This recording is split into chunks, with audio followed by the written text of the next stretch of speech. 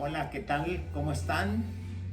Hoy quiero compartir con ustedes la segunda parte del tema ¿por qué el cuerpo humano se puede comparar al santuario celestial?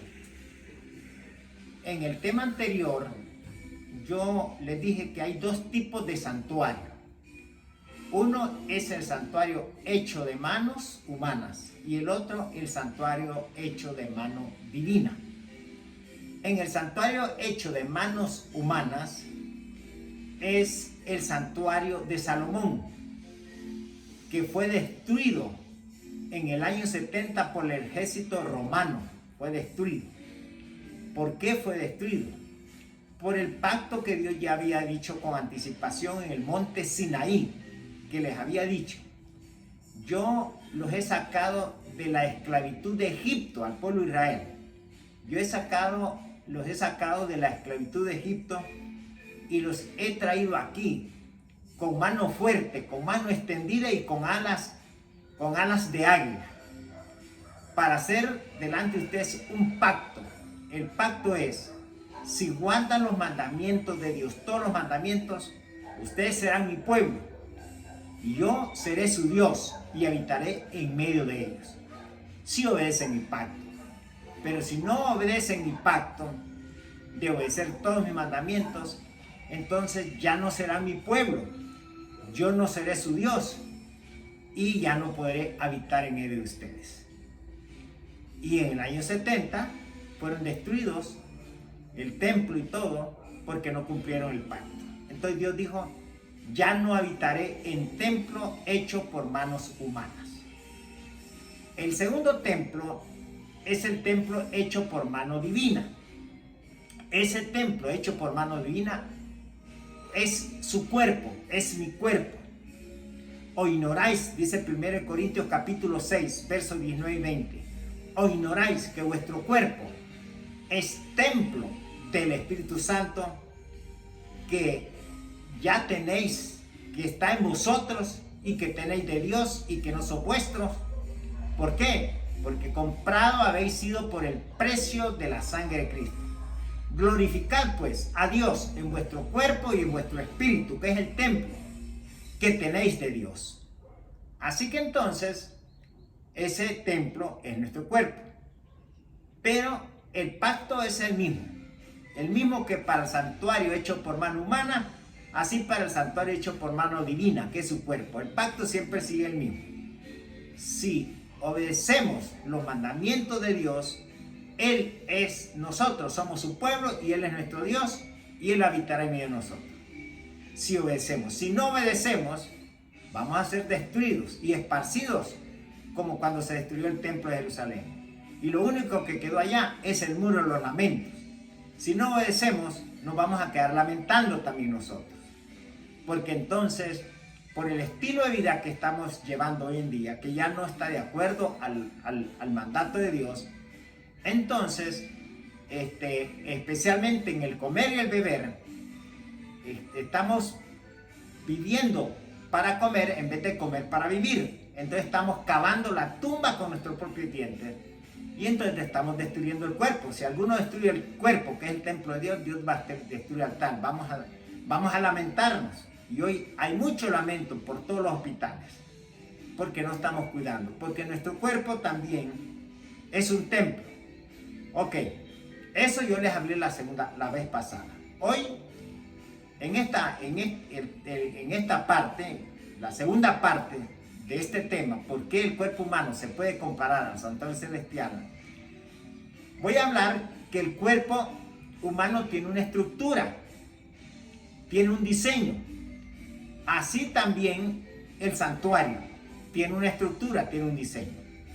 Fíjense que Dios les dijo en el libro de Éxodo 25, 8 y 9, les dijo: háganme un santuario, yo habitaré en medio de ustedes y lo van a hacer conforme al modelo que se les dio en el monte Sinaí.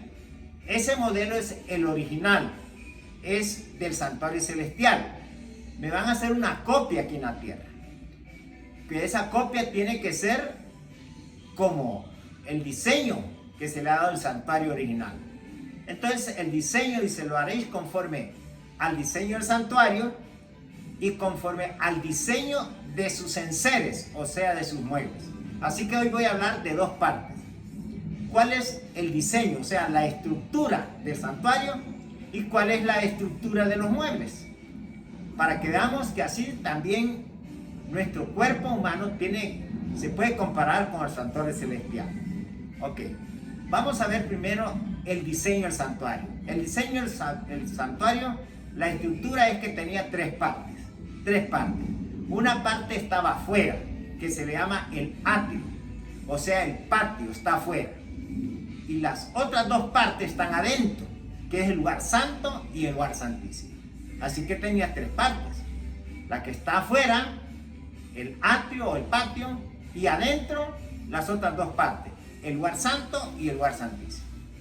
Cada una de estas partes, o de esta estructura, tenía sus propios muebles. En total, en las tres partes, hay 6 muebles. En la primera parte, que es el atrio, o el patio que está afuera, habían 2 muebles. En el lugar santo, en la segunda parte, el lugar santo, habían 3 muebles. Y en el lugar santísimo solo había un mueble. Ok, vamos a empezar con los muebles del patio, del atrio que está afuera. Habían 2 muebles. El primero se le llamaba el altar de sacrificio o el altar del holocausto, donde se sacrificaban becerros, carneros, corderos, machos cabrillos, ovejas. Allí se sacrificaban. Al sacrificarse, entonces se manchaban, porque con sangre las manos se manchaban, y así no podían entrar al lugar santo. Para eso estaba el segundo mueble. El segundo mueble se llamaba la fuente de agua. La fuente de agua estaba entre ese altar de sacrificio y el santuario. Entonces, el lugar santo y el lugar santísimo. Esa era la fuente de agua. ¿Para qué? Para limpiarse las manos, porque se ensuciaban sacrificando. Los animales se quedaban ensangrentados, entonces tenían que lavarse, limpiarse, purificarse, porque nada impuro puede entrar al lugar santo o al lugar santísimo. Para eso eran los 2 muebles. Al entrar ya adentro, donde está el lugar santo y el lugar santísimo, en el lugar santo habían 3 muebles.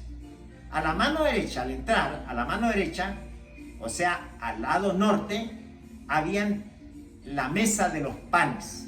Esa mesa de los panes tenía 12 panes. ¿Por qué 12 panes? Porque eran 12 tribus de Israel. Y había que alimentar a las 12 tribus de Israel. Así que un pan por cada tribu. Pero ese pan era simbólico. Ese pan representaba cómo iban a ser alimentadas esas tribus. El pan. Y el pan era la palabra de Dios. Pues no solo de pan vivirá el hombre, sino que vivirá de toda palabra que sale de boca de Jehová. Esa es la palabra de Dios. Era para alimentar en el lugar santo al pueblo de Dios, que eran 12 tribus, 12 panes, 12 tribus. Muy bien, hay mucho que hablar por eso, pero el tiempo nos apremia. Entonces, al lado izquierdo, sale al sur, había un candelero de oro. Ese candelero de oro estaba formado por 7 lámparas. 3 lámparas hacia el norte y 3 hacia el sur. Y arriba, una lámpara. Pues encima del candelero. No se puede poner una lámpara abajo. Tiene que estar encima del candelero, que era la 7ª lámpara, para que alumbrara todo el santuario, tanto el lugar santo como el lugar santísimo. Ese representaba la luz del mundo, que es Cristo. Cristo alumbra este mundo. Y también nosotros somos, o ignoráis que también somos la luz del mundo nosotros, que también tenemos que alumbrar.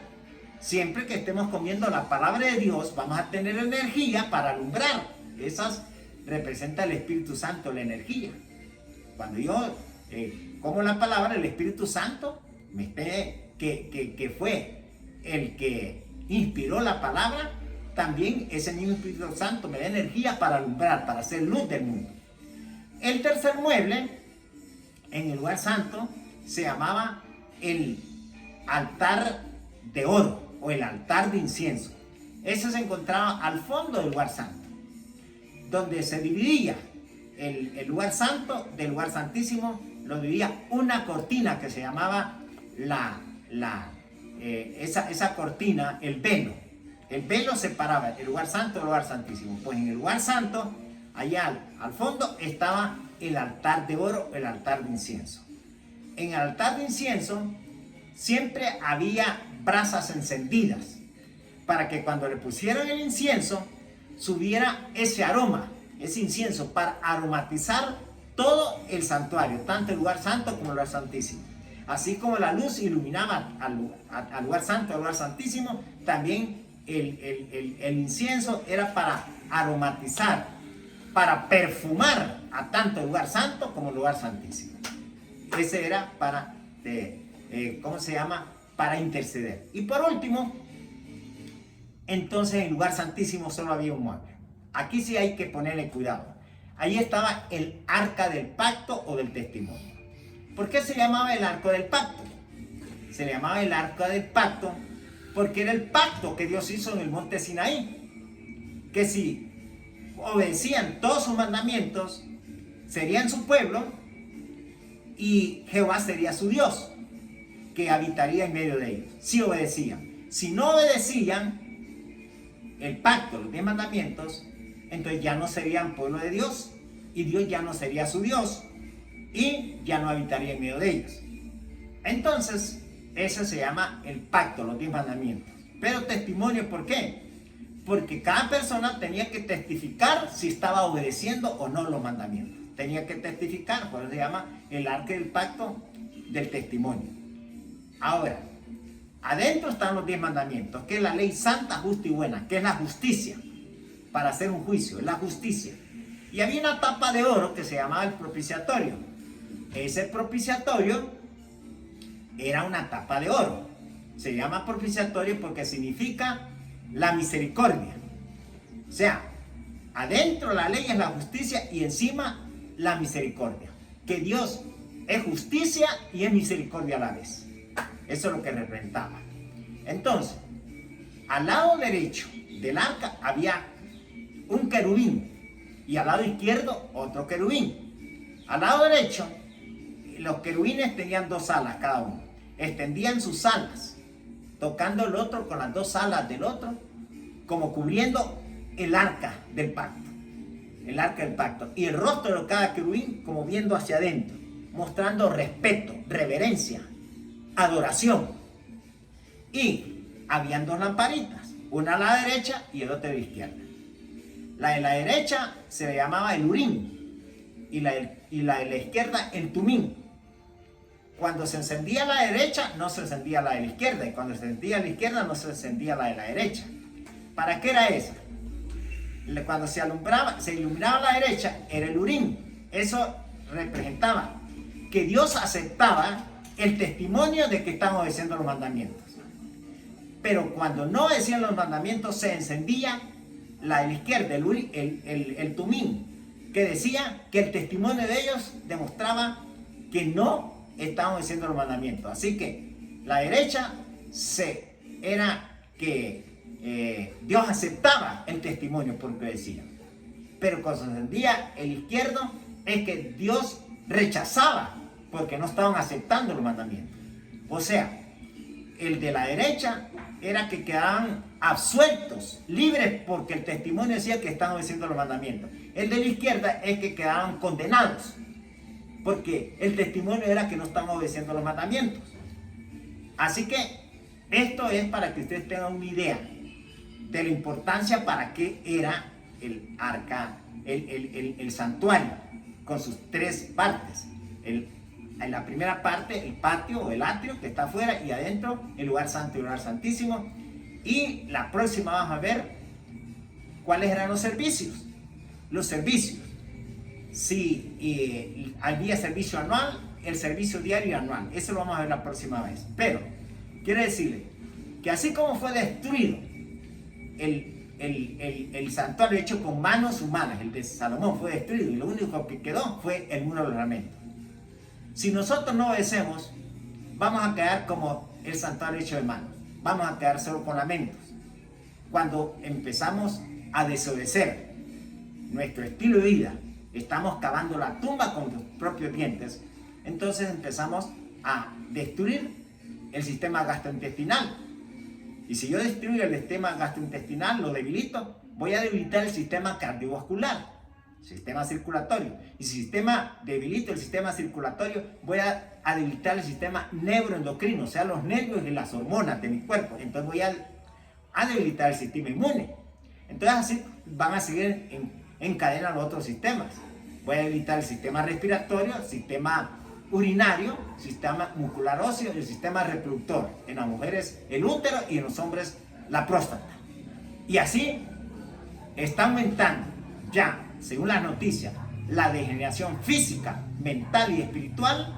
Están aumentando rápidamente en todo el mundo en estos días finales por el estilo de vida que estamos llevando, que estamos cavando la tumba con nuestros propios dientes. Entonces lo único que vamos a quedar es lamentos. Por eso el sanatorio Salud y Bienestar, el sanatorio Maranata Salud y Bienestar, ubicado aquí en Alajuela, estamos listos para ayudarle a limpiarle, a emblanquecerle y purificarle, que son las tres partes. ¿Ven? La raza humana está en la física, mental y espiritual, o sea, el cuerpo, la mente y el espíritu. Nosotros estamos listos para ayudarle a limpiar, a emblanquecer y purificar esas tres áreas en el sanatorio Maranata Salud y Bienestar. Para sus citas, sacar sus citas, puede llamarnos en Alajuela, Ciudad de Alajuela. El teléfono, el código de área es 506 y el número de nuestro teléfono es 83 23 90 90. Para mí, Abel Moya, es un placer atenderles.